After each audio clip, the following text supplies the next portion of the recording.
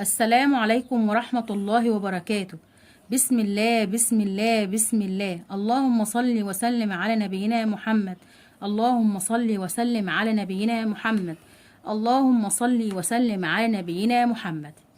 إن شاء الله النهاردة هناخد مع بعض يا أولاد التمييز في القراءة والكتابة بين حرف الياء والمد بالياء. ازاي الكلام ده؟ يعني ايه تقصدي بايه التمييز بين حرف الياء والمد بالياء؟ هما الاتنين مختلفين عن بعض؟ طبعا الاتنين مختلفين عن بعض. حرف الياء يعني الحرف نفسه بدون مد بالياء لازم انطقه كويس وخليه صوته واضح، ووظيفته بتبقى مختلفة وعليه حركات، وبيكون في أول الكلمة وعليه ممكن تلاقي عليه حركة الفتح، حركة الضم، حركة الكسر، وكمان ممكن تلاقي عليه سكون. وكمان الحرف اللي قبليه هو ملوش علاقة بيه غير ان هما بيتصلوا مع بعض وبيتنطقوا الاتنين بصوت واضح. اما المد بالياء مختلف تماما عن حرف الياء، يعني وظيفة تانية للياء. ايه هي الوظيفة التانية؟ قال لي المد بالياء ليه شروط معينة. اول حاجة ما بيجيش في اول الكلمة. تاني حاجة ما بيكونش عليه اي حركات او سكون. تالت حاجة لازم يسبقه حرف ايه؟ مكسور، يعني عليه كسر. يبقى الاتنين مختلفين ولا مش مختلفين؟ مختلفين. ده ليه شروط معينة، والمد حرف الياء نفسه لما يجي ينطق ليه شروط معينة، والمد بالياء برضو ليه شروط معينة. تعالوا نكتشف مع بعض ونفهم مع بعض امتى اكتب وانطق حرف الياء، وامتى اعتبر الياء ممدود ومنطقوش بشكل واضح ويتكتب ازاي. ناخد مع بعض حرف الياء. حرف الياء احنا عارفينه ان ليه كذا شكل، في اول الكلمة ووسط الكلمة واخر الكلمة. طيب حرف الياء انا ما عنديش مشكلة في الموضوع ده، انا ممكن اتكتب في اول الكلمة، ممكن اتكتب في وسط الكلمة، ممكن اتكتب في اخر الكلمة، ممكن يتحط عليا كل الحركات او السكون والشدة كمان. طيب تعالوا مع بعض ناخد امثلة على الحرف ايه؟ الياء. كلمات بحرف الياء: يد، يد. إذا لاحظنا إيه؟ إن الياء في أول الكلمة، وإن عليها حركة الفتح، ونطقتها بشكل إيه؟ واضح. يد. يوسف، يوسف. طيب ده يا ولاد عليه حركة الإيه؟ حركة الضم. معنى كده إن هو ما ينفعش أقول عليه أبدا إن هو مد. طالما عليه حركة وجه في أول الكلمة يبقى ما ينفعش أقول عليه إيه؟ مد، ولازم أنطق الياء بشكل واضح جدا وبشكله الأصلي اللي احنا متعودين عليه. ناخد مثال كمان: زيت، زيت. زي عليها سكون، لازم الحرف الزي والياء يتنطقوا مع بعض، ونطقت الياء بشكل واضح جدا وباينه قوي ان هي موجوده. زي، زيت. بيت، بيت. ها، سمعت صوت الياء ولا ما سمعتش؟ سمعت. طب جت في وسط الكلمة؟ ايوه الحرف الياء ما بيقولش مشكلة في الموضوع ده. اول الكلمة، وسط الكلمة، اخر الكلمة، انا ما عنديش مشكلة طالما هتلاقي عليا حركات او سكون او شدة. يمامة، يمامة. يمامة. نطقت الياء بشكل واضح، على حركة كمان حركة الفتح. ليل، ليل. عليها سكون، يبقى لازم انطق حرف الياء بشكل واضح طالما هو مش مد بالياء. بيض، بي. نطقت الياء اهو. بيض. عين. يبقى حرف الياء لازم تنطق الياء بشكل واضح، وعرفت اللي هي لازم يكون عليها حركات، حركة فتح او ضم او كسر او سكون. تعالوا نتعرف مع بعض بقى على المد بالياء. هي نفس الياء بس ليها وظيفة تانية نتعرف عليها، وهي ليها وظيفة تانية، وده اللي هنتعرف عليه، وده الاختلاف اللي أولادنا بيتلخبطوا فيه. إمتى؟ والسؤال اللي بيجي ده اللي بيلخبط أولادنا ممكن يكون في الإملاء، اللخبطة بتكون في الإملاء، أو في استخرج المد بالياء. تيجي تقول للطفل استخرج المد بالياء، يستخرج كلمة فيها حرف الياء ما ينفعش تقول عليها مد بالياء. طب لو قال لي أطفالنا بيتلخبطوا في المد بالياء، يختاروا أي كلمة اي كلمه ما يلاحظوش فيها الشروط الخاصه بالمد بالياء اللي احنا هنقولها دلوقتي. طب كده هو بيختار صح ولا غلط؟ لا، بيختار غلط. لو اختار اي كلمه وخلاص من غير الشروط اللي متوفره في المد بالياء يبقى هو اختار غلط وحل المساله غلط. طب عشان يحلها صح لازم يعرف الشروط الاول بتاعه المد بالياء عشان يختار ويستخرج صح ويطلع الاجابه صحيحه. المد بالياء بتقول لنا ايه؟ لا، انا مختلفه عن حرف الياء، عندي شروط معينه اللي هي الياء لا تاتي في اول الكلمه. مد بالياء بيقول انا ما باجيش في اول الكلمه. تاني شرط من شروط المد بالياء بتقول الحرف الذي قبله لازم يكون مكسور. يعني ايه مكسور؟ يعني لازم يكون عليه حركه الكسر. حركه الايه؟ حركه الكسر. طب لو لقيت فتحه الحرف اللي قبليه عليه حركه الفتحه او حركه الضم يبقى ما ينفعش تقول عليا مد بالايه؟ بالياء. طب لو لقيت الياء عليها حركات، حركة فتح، الياء نفسها عليها فتح أو ضم أو كسر، يبقى ما ينفعش تقول عليا برضو إيه؟ مد بالياء. والمد بالياء في معظم في كل الأوقات بيأتي إمتى؟ بيأتي في وسط الكلمة أو آخرها. في وسط الكلمة أو إيه؟ آخرها. طب ناخد مثال على الكلام ده. دين، دين، دين. طب هنا في مد بالياء. طب عرفت ازاي ان هنا في مد بالياء؟ ايوه، الشروط كلها موجوده. الياء في وسط الكلمه. تاني حاجه الحرف اللي قبلها مكسور.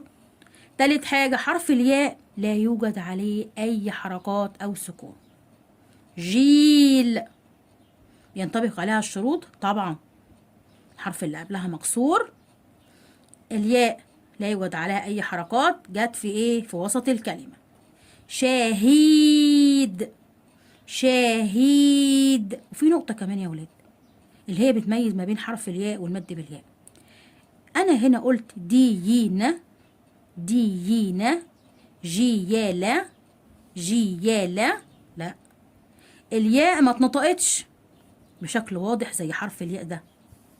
دي الياء ما عملتش حاجة غير إن هي مدت في الحرف اللي قبلها ويكون مكسور. دين، أنا قلت نطقت الياء بشكل واضح المفهوم اللي احنا عارفينه متعودين عليه؟ لا طبعا ما اتنطقتش. جيل ما نطقتهاش خالص، انا بس كسرت وطولت جامد في الايه؟ في حرف الياء. شاهيد. شفتوا لاحظتوا الفرق يا ولاد بين دي وبين دي؟ بص هنا قلت ايه؟ ده مثلا لو قرأنا دي زيت، دين، زي نطقت الياء اهو. دين. يبقى انا هنا يا ولاد حرف الياء اتنطق بشكل واضح؟ لا. طب نكمل مع بعض الأمثلة. سعيد، سعيد.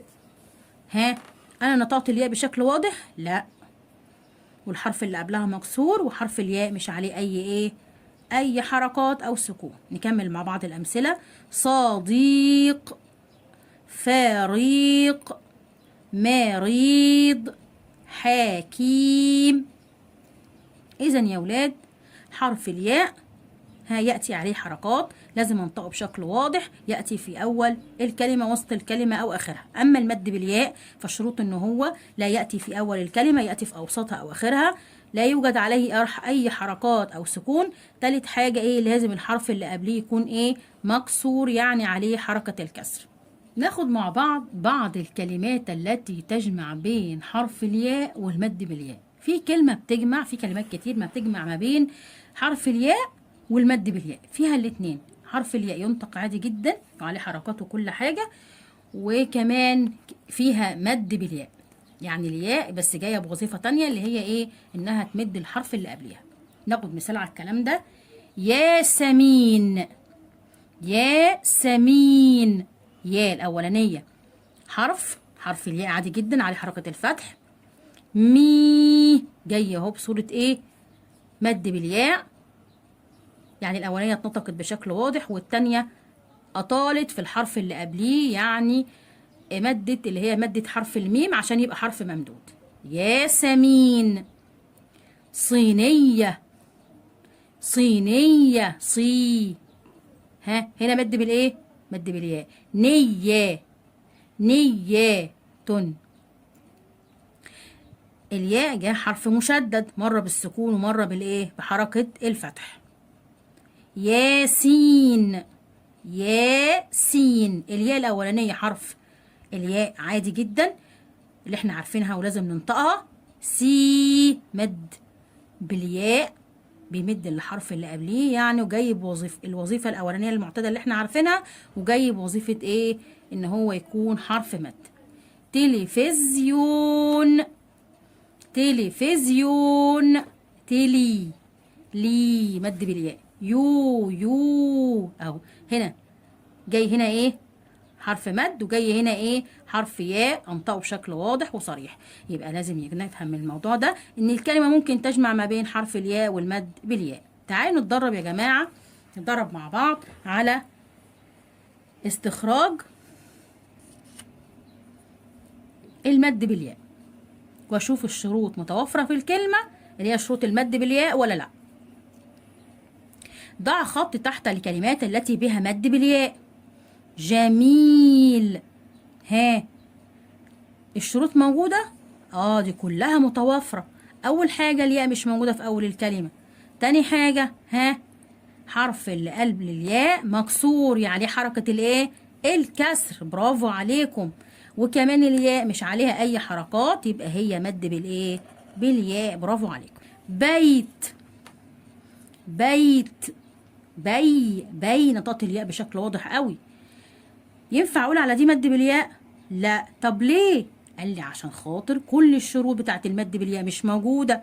الياء عليها سكون والحرف اللي قبلها مش مكسور، يبقى ينفع اقول عليها مد بالياء؟ لا. برافو عليكم. رشيد، رشيد. ايه ده؟ ينفع اقول على الكلمه دي مد بالياء؟ ايوه طبعا. طب ليه؟ قال لي عشان الشروط بتاعت المد بالياء كلها متوفره. الشين عليها حركة الكسر، وكمان الياء مالها؟ ها، مش عليها أي حركات. برافو، ممتازين. سميرة، سميرة. ها، سميرة. ها، ينفع أقول على الكلمة دي فيها مد بالياء؟ أيوة، الكلمة دي فيها مد بالياء. شطار، حلوين. ليه؟ على الحرف اللي قبلها مكسور، وكمان الياء مالها؟ ها، في وسط الكلمة ومش عليها أي إيه حركات. طب أنا لو لقيت الياء في وسط الكلمة بس الميم مش مكسورة، ما ينفعش اقول عليها ايه؟ مد بالياء. زيل، زي، زي، زيل. نطقت الياء بشكل واضح قوي، وكمان الياء ها عليها سكون، والحرف اللي قبلها ماله؟ عليه حركة الفتح، يبقى لا تنطبق عليها ايه؟ اي شروط من شروط المد بالياء. احنا كده يا ولاد وضحنا ازاي ننطق حرف الياء، وازاي نميز ما بينه وما بين المد بالياء. شكرا، جزاكم الله خيرا.